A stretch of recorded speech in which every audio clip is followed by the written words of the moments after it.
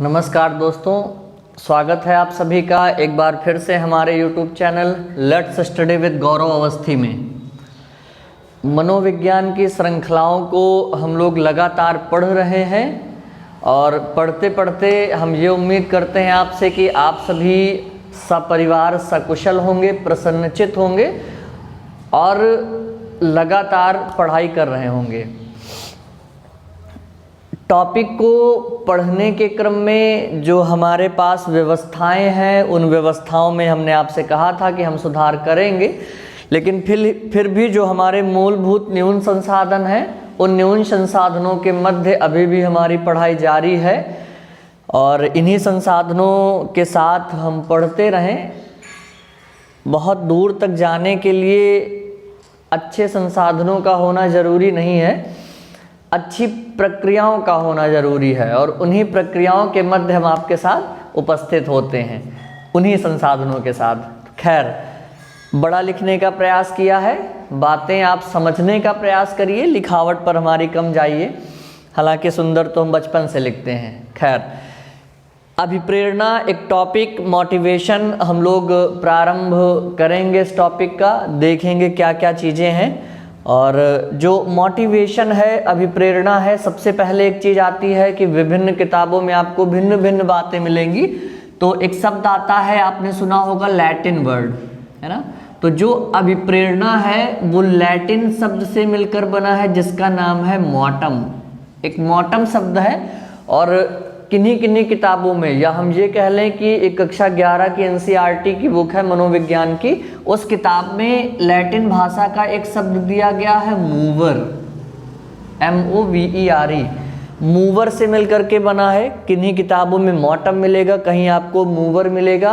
तो जो अभिप्रेरणा एक अंग्रेजी शब्द है, अभिप्रेरणा का अंग्रेजी वर्जन मोटिवेशन है और मोटिवेशन जो है वो लैटिन भाषा के मोटम या मूवर से मिलकर के बना है। और इन दोनों का मतलब क्या है? गति देना। ठीक, तो जो मोटम या मूवर का अर्थ है वो गति देना है, या हम ये कहें कि किसी कार्य को करने के लिए जो हम प्रेरित होते हैं, किसी कार्य को करने के लिए प्रेरित होना मोटिवेशन कहलाता है। या इसके अन्य शब्दों में अगर हम बात करें तो ये कह सकते हैं किसी कार्य को करने के लिए प्रेरित होना, कार्य को करने के लिए प्रेरित होना, किसी कार्य को करने के लिए प्रेरित होना मोटिवेशन या अभिप्रेरणा कहलाता है। ठीक, मोटिवेशन को कुछ भागों में बांटा भी गया है, प्रश्न भी इसके बनते हैं, जिनमें से एक है मैस्लो। मैस्लो ने इस मोटिवेशन को दो भागों में बांटा है। एक भाग बांटा है इन्होंने जन्मजात और एक बांटा है अर्जित। तो जो जन्मजात है, इसमें जो हमारी अभिप्रेरणाएं हैं या जो जन्मजात अभिप्रेरणाएं हैं, उनमें से हमारी है, जैसे हम कह लें भूख हो गई, हमारी प्यास हो गई, हमारा नींद हो गया, ये हमारे अंदर जो काम की प्रवृत्तियां हैं, ये सारी की सारी हमारी जन्मजात अभिप्रेरणाएं हैं। ठीक, इन्होंने एक बात कही और वो कही कुछ अभिप्रेरणाएं हमारी अर्जित भी होती हैं। उन अर्जित अभिप्रेरणाओं में अगर हम आपसे बात करें तो जैसे हम एक शब्द कह सकते हैं, हमारे अंदर सामूहिकता आना, ठीक, या समूह का गुण आना, हमारा लक्ष्य को निर्धारित करना। जैसे समूह, हमें किस समूह में रहना है, ये हमारी अभिप्रेरणा, हम किस समूह के प्रति अभिप्रेरित हैं, हम क्लास में आगे पढ़ने वाले बच्चों के साथ संगति पसंद करते हैं, उस समूह में रहते हैं, या पीछे बैठने वाले बच्चों के साथ, तो वो हमारा है सामूहिकता, अर्जित प्रवृत्ति है। दूसरा है लक्ष्य, हमारे लक्ष्य का निर्धारण। वर्तमान में हम टेट की तैयारी कर रहे हैं, एसटेट की कर रहे हैं, सीटेट की कर रहे हैं। लक्ष्य है कि हमारा एक अच्छे टीचर को बनना, है ना, या अच्छा टीचर बनना। तो ये हमारा लक्ष्य है, हमारा अर्जित गुण है। वातावरण की परिस्थितियों ने हमें ऐसा बनाया है। हो सकता है हमारे घर का माहौल और अच्छा हो, हम PCS की तैयारी करें, IAS बने, तो सामूहिकता हो गया, या हम कह सकते हैं हमारा लक्ष्य हो गया, या एक चीज़ और आती है, हम ये कह सकते हैं कि हमारे अंदर जो युद्ध की प्रवृत्ति है, हमारे अंदर लड़ने की जो प्रवृत्ति है, ये भी अभिप्रेरणा है। और अभिप्रेरणाएं हमारी मूल प्रवृत्तियों से अभिप्रेरित रहेंगी, इस बात को ध्यान रखिएगा। जो हमारी मूल प्रवृत्तियां हैं उनसे अभिप्रेरित रहेंगी। तो युद्ध एक मूल प्रवृत्ति के कारक में हम इसे यूज कर सकते हैं, तो ये हमारी अर्जित अभिप्रेरणा के अंतर्गत आएगी। ठीक, तो मैस्लो ने दो तरह की बताई हैं, जन्मजात अभिप्रेरणा और अर्जित अभिप्रेरणा। इसके अलावा अगर हम आपसे बात करें तो हम कुछ अभिप्रेरणाएं और कह सकते हैं। प्रश्न में बनता है, एक हम कह सकते हैं हमारे पास होती है स्वाभाविक अभिप्रेरणा और एक होती है अर्जित अभिप्रेरणा। एक होती है स्वाभाविक अभिप्रेरणा, एक हमारी है स्वाभाविक अभिप्रेरणा और एक हम कह सकते हैं कृत्रिम अभिप्रेरणा। एक स्वाभाविक अभिप्रेरणा और कृत्रिम अभिप्रेरणा, ये दो तरह की अभिप्रेरणाएं हमारे पास और आई, स्वाभाविक अभिप्रेरणा और कृत्रिम अभिप्रेरणा। अब स्वाभाविक अभिप्रेरणाओं के अंतर्गत फिर से वही बातें आएंगी। स्वाभाविक अभिप्रेरणाएं हमारी क्या है, जो हमारे पास जन्मजात रूप से मौजूद हैं, हमारी भूख हो गई, प्यास हो गई, नींद हो गई या काम की भावनाएं हो गई, ये हमारी स्वाभाविक अभिप्रेरणाएं हैं। कृत्रिम अभिप्रेरणाएं जो यहाँ पर हमारी प्रेरणाएं आएंगी, जैसे सामूहिकता हो गई, कृत्रिम है, युद्ध की प्रवृत्ति हो गई, हमारे लक्ष्य का निर्धारण हो गया, तो ये हमारी कृत्रिम अभिप्रेरणाएं आएंगी। तो यहाँ से ज़्यादा हमें ये ध्यान रखना है, वो ध्यान रखना है कि अभिप्रेरणाओं के प्रकार एक बार प्रश्न में पूछा गया था कि निम्न में से कौन कौन सी अभिप्रेरणाएं हैं, वहाँ पर ये ऑप्शन में आपका था स्वाभाविक और कृत्रिम। इसके अलावा अभिप्रेरणाओं को और भी हम बांट सकते हैं, दो तरीके से हमारे पास और आ सकती हैं। एक अभिप्रेरणा होती है आंतरिक, इस बात को ध्यान देना, एक होती है आंतरिक और एक होती है बाह्य अभिप्रेरणा। आंतरिक अभिप्रेरणा और बाह्य अभिप्रेरणा।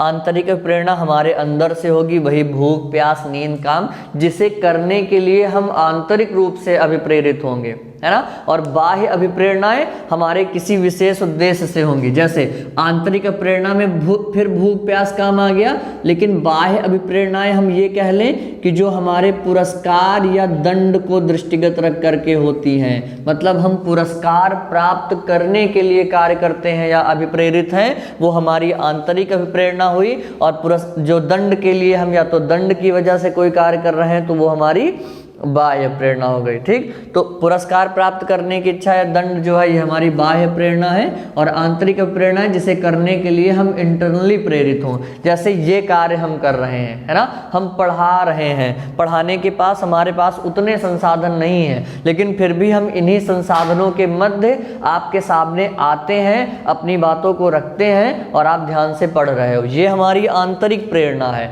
अगर बाह्य प्रेरणा होती तो हो सकता है कि हम ये चीजें प्रयास ना कर पाते। क्यों? क्योंकि इससे कोई बेनिफिट नहीं है, अगर एक हम बात कहें। ठीक, और बाकी अंदर की इच्छाएं हैं, उन्हीं आंतरिक इच्छाओं का परिणाम है कि हम आपके मध्य यहाँ पर उपस्थित होते हैं। आगे अभिप्रेरणा के कुछ महत्वपूर्ण कथन दिए गए हैं, उनमें से एक कथन हमारा है बहुत ही महत्वपूर्ण है। स्किनर महोदय कहते हैं अभिप्रेरणा अधिगम का सर्वोत्कृष्ट राजमार्ग है। अभिप्रेरणा अधिगम का सर्वोत्कृष्ट राजमार्ग है, ये कथन स्किनर का है। मतलब अधिगम के लिए अभिप्रेरणा जरूरी है ना। हम यहाँ पर आ करके मोटिवेट जरूरी नहीं है आपको करें, हम आपको कंटेंट देते हैं और कंटेंट देने के बाद चले जाते हैं, लेकिन आप स्वयं से इसे पढ़ रहे हो, मतलब आप आंतरिक रूप से अभिप्रेरित हो। ठीक, तो अभिप्रेरणा अधिगम के लिए अभिप्रेरणा जरूरी है या सर्वोत्कृष्ट राजमार्ग है। वुड का एक कथन है, या सॉरी यहाँ पर वुड लिखा हुआ है, यहाँ गुड होना चाहिए। गुड का एक कथन है, और गुड का कथन है कि प्रेरणा किसी कार्य को प्रारंभ करने, जारी रखने एवं नियमित रखने की प्रक्रिया है। मतलब अभिप्रेरणा किसी कार्य को जारी करती है, जैसे हमने जारी किया था पहला वीडियो डाल करके, जारी रखने, पहले प्रारंभ किया था फिर जारी रखने, लगातार जारी है और नियमित है कि तीसरे या चौथे दिन जैसे ही हमें अवकाश मिलता है या छुट्टी मिलती है, उस स्थिति में हम वीडियो बनाते हैं और बना करके आपके लिए अपलोड कर देते हैं। तो अभिप्रेरणा कार्य को प्रारंभ करने, जारी रखने एवं नियमित रखने की प्रक्रिया है। अगला आता है अभिप्रेरणा के कुछ कारक हैं या पक्ष हैं हमारे लिए। उन कारक या पक्षों में सबसे पहला है हमारे लिए आवश्यकता, जिसे हम नीड कहते हैं। ठीक, मतलब किसी अभाव में, हम ये कह लें कि किसी अभाव में अनुभव की जाने वाली जो परिस्थिति है या हमारे अंदर के भाव हैं वो आवश्यकताएं हैं। जब तक हमारे अंदर आवश्यकता नहीं होगी तब तक हम अभिप्रेरित नहीं होंगे। ठीक, हमें लक्ष्य तक पहुंचना है, हमें आवश्यकता है किसी जॉब की, किसी नौकरी की, उस आवश्यकता के लिए हम ये पढ़ रहे हैं।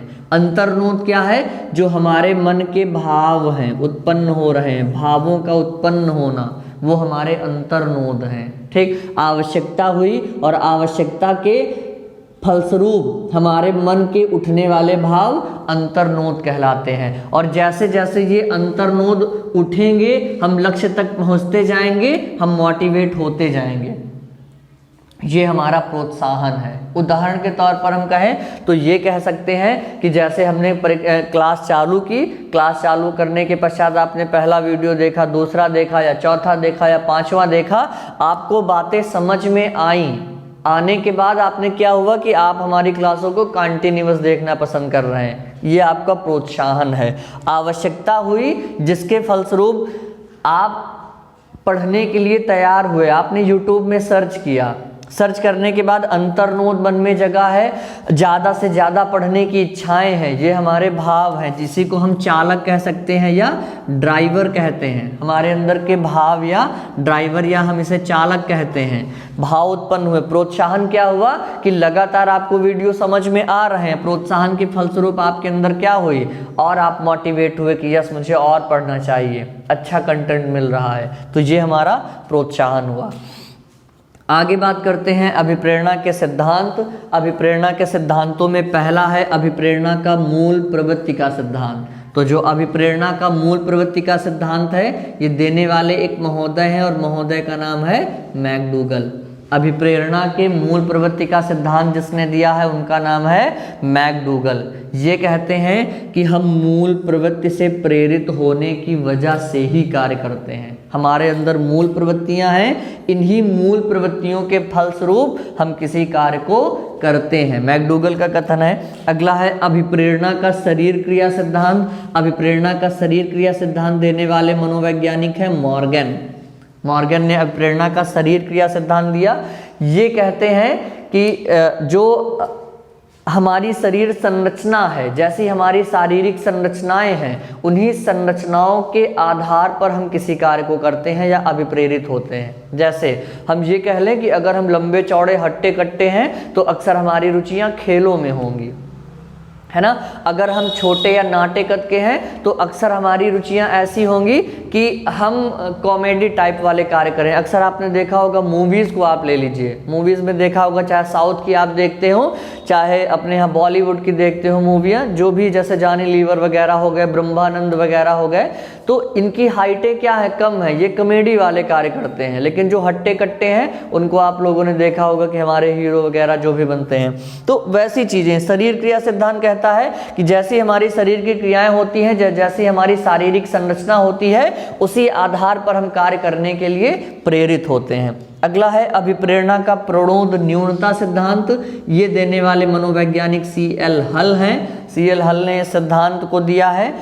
ये कहते हैं कि हमारे अंदर प्रणोद है, अंतर्नोद है, और जैसे जैसे ये अंतर्नोद कम होता जाएगा वैसे वैसे हमारी अभिप्रेरणाएं न्यून होती जाएंगी, या अभिप्रेरणाओं या प्रणोद को न्यून करने के लिए हम अभिप्रेरित होते हैं।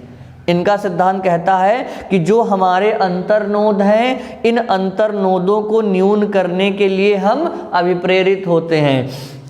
इन्होंने जैविक अंतर्नोदों की बात की, इन्होंने बात की भूख की, प्यास की, काम की या क्रोध की, जो ये इच्छाएं हैं हमारी, इनके लिए अभिप्रेरित होते हैं। जैसे उदाहरण ले लें कि हमारे अंदर एक अंतर्नोद उत्पन्न हुआ, एक आवश्यकता हुई भूख की, हमें भूख लगी, आवश्यकता, अंतर्नोद उत्पन्न हुआ कि अब भूख है तो हमारे अंदर कुछ ना कुछ पाने की आवश्यकता है, चाहने की आवश्यकता हुई कि हम कुछ ढूंढें, कुछ खाएं या मम्मी ने जो बनाया हो। अब हमने सर्च करना चालू किया, हमको चीज़ें मिली, हमने रोटी खाना प्रारंभ कर दिया, दाल रोटी खाना। जैसे जैसे रोटी हम खाना प्रारंभ कर देंगे वैसे वैसे क्या है, 1 रोटी 2 रोटी 3 रोटी खाते खाते क्या होगा, हमारा अंतर्नोद धीरे धीरे न्यून होने लगेगा। क्यों? क्योंकि हमारा पेट भरने लगेगा। तो इन्हीं अंतर्नोदों को न्यून करने के लिए व्यक्ति अभिप्रेरित होता है, और ये बात कहते हैं CL हल महोदय। आगे आता है अभिप्रेरणा का निष्पत्ति का सिद्धांत। ये सिद्धांत देने वाले मनोवैज्ञानिक डी मैक्लीलैंड हैं। डी मैक्लीलैंड ने अभिप्रेरणा की निष्पत्ति का सिद्धांत दिया। ये कहते हैं कि व्यक्ति उन्हीं कार्यों को करने के लिए अभिप्रेरित होता है, या इसी को अभिप्रेरणा का उपलब्धि का सिद्धांत भी कहते हैं। उन्हीं कार्यों को करने के लिए प्रेरित होता है जिन कार्यों में सीखने की दर ज़्यादा होती है या रिजल्ट पाने की दर ज़्यादा होती है। अक्सर हम लोग ये दैनिक जीवन में इस्तेमाल करके देख सकते हैं कि हम उसी विषय को पढ़ते हैं अक्सर, या उसी विषय का रिवीजन ज़्यादा होता है जो विषय हमें आता है। मतलब ये कहते हैं कि जिसमें हमें निष्पत्ति या उपलब्धि की संभावना ज़्यादा होती है उसी विषय को हम लोग पढ़ने का प्रयास करते हैं। ये कहते हैं कौन? डी मैक्लीलैंड। अगला है अभिप्रेरणा का मनोविश्लेषणात्मक सिद्धांत। ये सिद्धांत देने वाले फ्रायड महोदय हैं, सिगमंड फ्रायड है। मनोविश्लेषणात्मक सिद्धांत है। इन्होंने कुछ मूल प्रवृत्तियों कारकों की, या सबसे ज़्यादा हम कहें कि इन्होंने जिस चीज़ पर बल दिया है वह है हमारा अचेतन मन। अचेतन मन की इन्होंने काफ़ी ज़्यादा चर्चाएं की हैं। और अचेतन मन अगर हम सीधे शब्दों में कहें तो ये कह सकते हैं कि जो भी हमारी दबी हुई इच्छाएं हैं, जो भी हमारी दबी हुई इच्छाएं हैं या दबी हुई इच्छाओं का समूह अचेतन मन कहलाता है। ठीक, तो मनोविश्लेषणात्मक सिद्धांत में बल अचेतन मन पर दिया गया है, और अचेतन मन जो हमारी दबी हुई इच्छाओं का समूह है वो हमारा अचेतन मन है, जो कार्य हम नहीं कर पाते हैं। अगला है अभिप्रेरणा का आवश्यकता सिद्धांत। अब अभिप्रेरणा का जो आवश्यकता सिद्धांत है वो मैस्लो का है, अब्राहम मैस्लो का। ठीक, यही जो अभी हमने पढ़ा जन्मजात और अर्जित। तो अभिप्रेरणा का आवश्यकता सिद्धांत है, या इसी को अभिप्रेरणा का पदानुक्रम सिद्धांत भी कहते हैं। तो काफ़ी सारे सिद्धांत हैं, अगर समय मिला तो आगे इन सिद्धांतों की चर्चाएं अलग से करी जाएंगी। अगला है वास्तविक अभिप्रेरणा का सिद्धांत। वास्तविक अभिप्रेरणा का सिद्धांत जो है ये हार्ले का है, हार्ले से संबंधित है, और इन्होंने अपने इससे संबंधित जो प्रयोग था वो प्रयोग किया था इन्होंने बंदर पर। तो वास्तविक अभिप्रेरणा का जो सिद्धांत है वो हार्ले का है। और उसके बाद अगला है अभिप्रेरणा का प्रत्याशा सिद्धांत। अभिप्रेरणा का प्रत्याशा सिद्धांत विक्टर ब्रूम का है, विक्टर ब्रूम का है। अभिप्रेरणा का प्रत्याशा सिद्धांत विक्टर ब्रूम का है। और ध्यान देना, एक बात हमने आपसे कहीं बताई होगी, अधिगम का प्रत्याशा सिद्धांत हम लोगों ने चर्चाएं की थी टॉलमैन का, या अधिगम का जो चिन्ह सिद्धांत है उसी को अधिगम का प्रत्याशा सिद्धांत कहते हैं। और वो सिद्धांत था टॉलमैन का, अधिगम से संबंधित था, लेकिन अभिप्रेरणा से संबंधित जो प्रत्याशा सिद्धांत है वो विक्टर ब्रूम का है। ये कहते हैं कि हमारी कुछ आशाएं हैं, कुछ प्रत्याशाएं हैं, उन्हीं आशाओं को पूरा करने के लिए हम अभिप्रेरित होते हैं। मतलब हमारी आशाएं क्या हैं कि हम एक अध्यापक बनेंगे, और उस अध्यापक बनने के लिए हम अभिप्रेरित हैं, और इसीलिए हम क्या कर रहे हैं? पढ़ रहे हैं, मनोविज्ञान को यहाँ पर पढ़ रहे हैं। तो ये हमारा अभिप्रेरणा था, मोटिवेशन था, अभिप्रेरणा से संबंधित कुछ बातें थी, सिद्धांत थे, कारक पक्ष थे। इनको देखिएगा, समझिएगा, एक बार नहीं 2 बार देखिएगा, जब समझ में आए नोट डाउन करिएगा। स्क्रीनशॉट लेने से फ़ायदे नहीं मिलेंगे हमें। लिख करके चलिए, हाथों को थोड़ा सा चलाइए, और चलाने के बाद जो है आपको समझ में बातें आएंगी। जो समस्याएं हो आप मैसेज बॉक्स में डाल सकते हैं। Okay, thank you class. जय हिंद, जय भारत। स्वस्थ रहें, मस्त रहें, प्रसन्न रहें।